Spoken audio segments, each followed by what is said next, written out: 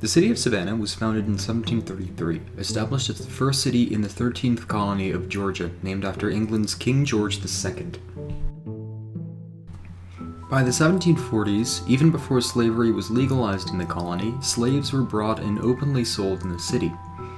Around this time, rice and cotton plantations began to appear in southern Georgia. Georgia entered a fierce competition with South Carolina in the business of rice, and both colonies backed their agricultural efforts with slave labor. After the legalization of slavery in 1750, Savannah began to involve itself in the Atlantic slave trade. Savannah's location near navigable rivers on the east coast made Savannah a prime spot for ships of slaves to arrive.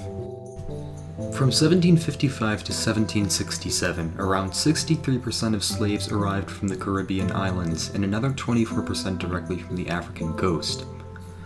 After 1767, the number of African slaves rose to 86%.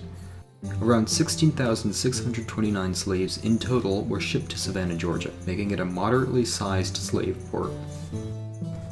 Savannah, Georgia was home to the largest slave auction in U.S. history, nicknamed the Weeping Time due to the heavy rain that fell for the 2 days during the auction. An 1860 census of Georgia found that around 462,000 slaves resided in the entire state, nearly half the total population of the time. Today, around 54.2% of Savannah's population is of African American descent.